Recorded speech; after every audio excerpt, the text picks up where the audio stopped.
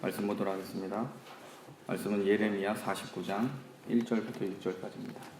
예레미야 49장 1절부터 6절까지의 말씀입니다. 제가 읽고 성도님들이 읽고 6절은 함께 합독하도록 하겠습니다. 49장 1절입니다. 암몬 자손에 대한 말씀이라. 여호와께서 이와 같이 말씀하시되 이스라엘이 자식이 없느냐 상속자가 없느냐 말감이 갓을 점령하며 그 백성이 그 성읍들에 사는 것은 어찌 됨이냐.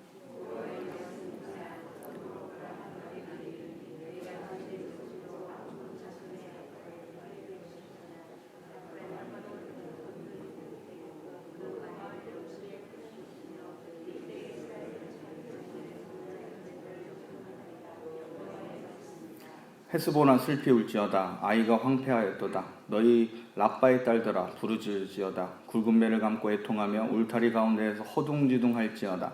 말감과 그 제사장들과 그 고관들이 다 사로잡혀 가리로다.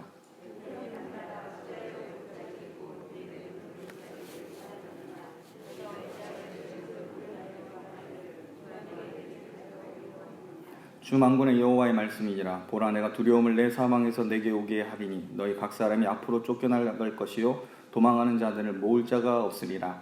그러나 그 후에 내가 암몬 자손의 포로를 돌아가게 하리라. 여호와의 말씀이니라.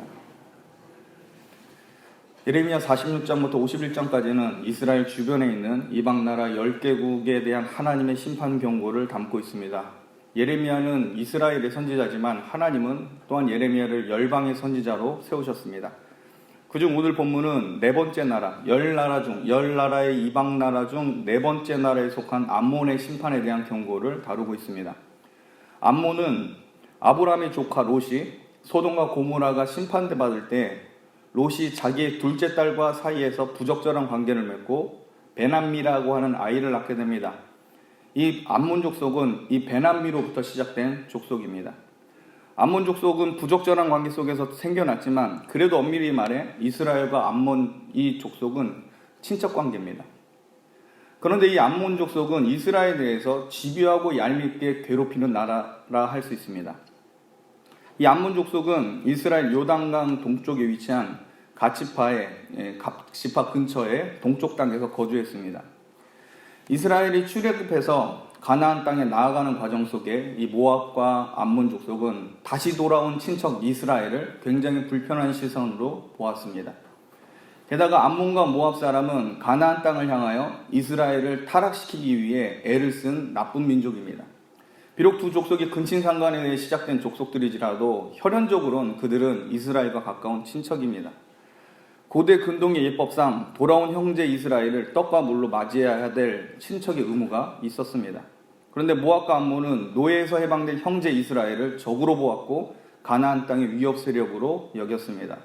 더 나쁜 것은 분명 모압과 암몬은 당시 애굽에서 이스라엘을 구원하신 하나님의 능력과 광야에서 40년 동안 이스라엘을 하나님께서 보살펴 주신 일에 대해서 이들이 모를 리가 없었습니다. 오히려 당시 가나안 땅은 아모리 족속들로 인해 극악무도한 제약에 관영되던 시대입니다. 가나안 땅에 아모리 족속이 들어와서 굉장히 심각한 죄악을 범하고 있을 때 그 주변 국가가 모압과 암몬이었습니다. 하나님의 심판의 도구로 가나안을 향하는 이 여호와의 군대, 곧 이스라엘에 대해서 친척 족속 모압과 암몬은 환영을 해야 맞습니다. 그 죄와 관계가 없었다면. 함께 죄악의 원흉이었던 이 아모리 족속을 쳤어야 했는데 오히려 그 반대였습니다. 왜냐하면 아모리 족속의 그 죄악과 암몬과 모압 이 두 족속이 같이 누렸기 때문에 그렇습니다. 오히려 이스라엘을 저주하고 타락시키려고 굉장히 애를 씁니다. 하나님은 이 모든 것을 기억하시고 이 두 족속에 대해서 영원토록 하나님의 총회에 들어오지 못하고 이 두 족속에 대해서 평안을 구하지 말라고 아예 율법에 명시를 해주셨습니다. 신명기 23장 3절부터 6절에 이렇게 기록되어 있습니다. 암몬 사람과 모압 사람은 여호와의 총회에 들어오지 못하리니 그들에게 속한 자는 10대뿐 아니라 영원히 여호와의 총회에 들어오지 못하리라. 그들은 너희가 애굽에서 나올 때 떡과 물로 너희를 길에서 영접하지 아니하고 메소포타미아의 부돌 사람 부올의 아들 발람에게 뇌물을 주어 너희를 저주하게 하려 했으나 내 하나님 여호와께서 너를 사랑하심으로 내 하나님 여호와께서 발람의 말을 듣지 아니하시고 내 하나님 여호와께서 그 저주를 변하여 복이 되게 하셨나니 내 평생에 그들의 평안함과 형통함을 영원히 구하지 말지니라. 하나님께서는 모압과 암몬 족속의 행위를 다 기억하고 계셨습니다. 암몬과 이스라엘의 관계에서 성경에서 나타낸 최초의 군사적 충돌은 사사시대 때입니다. 암몬이 요단 동편 길앗 땅을 침범하려 가기 시작합니다. 이때 사사 입다가 암몬의 침략을 막고 암몬을 굴복시키게 됩니다. 또 이후 두 번째로 이스라엘과 암몬이 싸운 사건은 이스라엘의 초대 왕이었던 사울이 암몬 사람 나하스의 군대와 싸워서 승리하게 됩니다. 또 세 번째로는 다윗 때 암몬이 다윗의 신하들을 모욕한 것으로 인해 전쟁이 일어납니다. 당시 암몬은 북쪽의 강한 나라 아람의 도움을 받았으므로 이 다윗이 이끄는 군대를 이길 수 있을 가능성이 컸습니다. 그런데 다윗이 암몬과 이 아람 군대 연합군을 한 번에 대파시켜 버립니다. 그 이후 솔로몬 때까지 암몬은 이스라엘의 다스림을 받았습니다. 근데 문제는 그 이후입니다. 이 이스라엘이 남유다와 북이스라엘로 나누어지면서 암몬은 아수르 제국의 봉신국가가 됩니다. 한마디로 이스라엘을 배반하고 아수르에 붙은 겁니다. 이 아수르에 충성을 다하면서 동시에 아수르의 등에 힘을 얻고 이스라엘을 괴롭히기 시작한 나라가 암몬입니다. 결국 북이스라엘이 아수르에게 망하자 이 암몬 족속은 그들의 오랫동안 수건이었던 이스라엘의 동쪽 땅, 이 갓과 르우벤 지파의 영토를 불법으로 차지하게 됩니다. 그 후 아수르가 바벨론에게 망하자 이제는 또 약삭빠르게 암몬 족속은 바벨론에 붙어가지고 충성을 다하는 봉신국가가 됩니다. 그리고 또 이스라엘을 괴롭힙니다. 한마디로 이 암몬 족속은 자기 눈에 보이는 대세를 쫓는 굉장히 빠른 민족입니다. 그리고 이득을 챙기는 사람들입니다. 그런데 문제는 바벨론에게 충성을 다할 것 같았던 이 암몬이 이스라엘의 마지막 왕 시드기야가 만든 이 가나안 동맹에 들어가게 됩니다. 이 가나안 동맹은 바벨론을 반대하는 나라들의 모임입니다. 자, 이 모임은 남쪽의 강자 이 애굽이 이스라엘의 시드기야를 유혹해서 만든 동맹입니다. 이 암몬 족속은 자기 이렇게 눈에 재보니까 바벨론보다 애굽이 더 셀 것 같아서 이번 참에 시드기야가 만든 가나안 동맹에 들어가면 이득이 있을까 해서 거기로 들어간 겁니다. 굉장히 약삭빠르죠. 그리고 그 뒷배경에는 이 애굽이 강할 것으로 판단하고 가입을 한 겁니다. 그리고 바벨론을 배반하고 가나안 동맹에 들어가서 바벨론과 싸우게 됩니다. 그런데 여러분, 이 암몬 족속이 얼마나 간사한 나라인지 동맹으로 함께 싸운 이스라엘이 바벨론에게 망하게 되자 이걸 굉장히 기뻐합니다. 함께 싸운 동맹이었는데 이스라엘이 망하자 기뻐합니다. 더 심각한 것은 이 암몬은 특히 예루살렘 성전이 파괴된 것을 보면서 손뼉치면서 즐거워한 민족이 암몬입니다. 이거에 대해서 에스겔서 25장 3절부터 7절에 이렇게 기록되어 있습니다.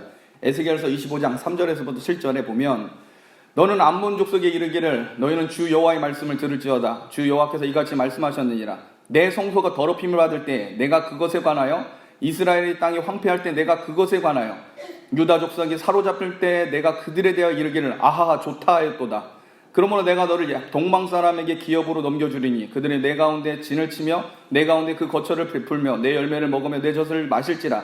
내가 라빠를 낙타의 우리로 만들며 암몬 족속의 땅을 양떼가 눕는 곳으로 삼은즉 내가 주 여호와인 줄을 너희가 알리라. 주 여호와께서 이같이 말씀하셨느니라. 내가 이스라엘 땅에 대하여 손뼉을 치며 발을 구르며 마음을 다하며 멸시하며 즐거워하였나니 그런즉 내가 손을 내 위에 펴서 너를 다른 민족에게 넘겨주어 노략을 당하게 하며 너를 만민 중에서 끊어버리며 너를 여러 나라 가운데서 패망하게 하여 멸하리니 내가 주 여호와인 줄을 너희가 알리라 하셨다 하라. 여러분, 이스라엘 시드기야 왕이 얼마나 어리석은지 우리는 보게 됩니다. 하나님을 의지하지 않고 애굽 왕 바로에게 속아서 가나안 연맹을 만들어 놓고 이 연맹에 가입한 암몬과 모압 그 외 나라들보다 이스라엘이 가장 먼저 망합니다. 동맹이지만 동맹일 수 없는 그런 이상한 나라를 끌어들인 겁니다. 자기 편인 줄 알았던 암몬 같은 경우는 예루살렘 성전이 망하자 황폐하게 되자 박수를 치며 발을 구르며 좋아했다라고 표현을 합니다. 이스라엘 입장에서 볼 땐 암몬은 굉장히 얄밉고 믿을 수 없는 나라입니다. 강자들에게 잘 붙어서 살았고 바벨론을 배반하였음에도 이스라엘처럼 당장 망하지도 않았습니다. 같이 잘못을 했는데 모압과 암몬은 이스라엘보다 바벨론으로부터 타격을 덜 받고 있습니다. 더 나쁜 것은 바벨론에게 망해서 왕과 백성들이 포로로 끌려간 후에 이제 이스라엘을 재건하러 갈 때 여기에 죄를 뿌린 족속이 또 누구냐? 암몬 족속입니다. 이스라엘이 망했습니다. 느부갓네살 왕으로 인해서 초토화가 됐습니다. 근데 느부갓네살 왕이 그다랴라고 하는 좋은 사람을 유대 총독으로 세웠습니다. 그다랴라고 하는 유대 총독이 원래 예레미야 선지자도 보호하였고 이스라엘 사람들에게 존경받던 사람입니다. 근데 그 유대 총독을 죽인 사람이 누굽니까? 암몬 왕 바알리스가 이스마엘이라고 하는 사람을 사주해서 암살시킵니다. 이스라엘을 회복시킬 수 있는 그 기회를 암몬 족속이 얄밉게도 날려버린 겁니다. 그다랴가 죽었기에 예레미야 또한 악한 자들에 의해서 강제로 애굽으로 끌려오게 됩니다. 암몬은 혈연적으로는 친척에 해당되지만 이스라엘 상대로 끊임없이 도발하고 적대행위를 일삼은 나라가 암몬입니다. 이런 역사적 정황 속에 예레미야 선지자는 암몬 족속을 향해 하나님의 심판을 선포합니다. 우리 49장 1절 말씀 한 목소리로 읽겠습니다. 49장 1절입니다. 같이 읽겠습니다. 시작. 암몬 자손에 대한 말씀이라. 여호와께서 이와 같이 말씀하시되 이스라엘이 자식이 없느냐 상속자가 없느냐 말감이 갓을 점령하며 그 백성이 그 성읍들에 사는 것이 어찌 됨이냐. 1절에 이스라엘이 자식이 없느냐 상속자가 없느냐라고 되어 있습니다. 이는 암몬에 대한 예언인데 이스라엘을 침탈한 이 암몬의 죄를 묻는 질문입니다. 하나님께서 이스라엘 동쪽 지역 길럿 가운데 갓과 루벤과 므낫세 반지파에게 땅을 주셨습니다. 그런데 이 암몬 족속이 이 갓지파의 땅을 불법적으로 점거하고 자기 땅으로 취하고 있습니다. 암몬 족속 입장에서는 강자가 땅을 빼앗는 게 당연한 겁니다. 세상의 법칙이 그러하죠. 근데 하나님은 이것을 단순한 영토 분쟁으로 여기지 않습니다. 하나님께서는 선민 이스라엘을 통해 자기 나라를 세우고자 하신 뜻을 지금 대적하는 죄악으로 보신 겁니다. 내가 이스라엘에 준 땅을 네가 함부로 차지했느냐라고 지금 얘기하신 겁니다. 암몬은 세상에서 사는 이치를 너무나 잘 아는 족속입니다. 누구에게 줄을 서야 되고 완장을 차고 이스라엘에게 횡포를 부릴 수 있는지 아는 족속이 바로 암몬입니다. 그런데 이 암몬 족속이 나라를 잘못 건드리는 겁니다. 하나님이 다스리는 이스라엘을 건드린 겁니다. 하나님이 다스리고 하나님이 왕으로서 있는 그 공동체 교회를 건드린 겁니다. 세상이. 하나님은 창조주 하나님으로서 모든 나라의 왕이고 역사에 다해 주관자 되심을 믿으시길 바랍니다. 그런 하나님이 다스리는 이스라엘 땅을 불법으로 점령했는데 이들이 전혀 두려워하지 않습니다. 하나님의 성전이 파괴된 것을 보고 박수를 치고 환호했다는 것은 그들이 이미 사단과 동료이고 하나님을 반대하는 세력임이 드러나는 증거입니다.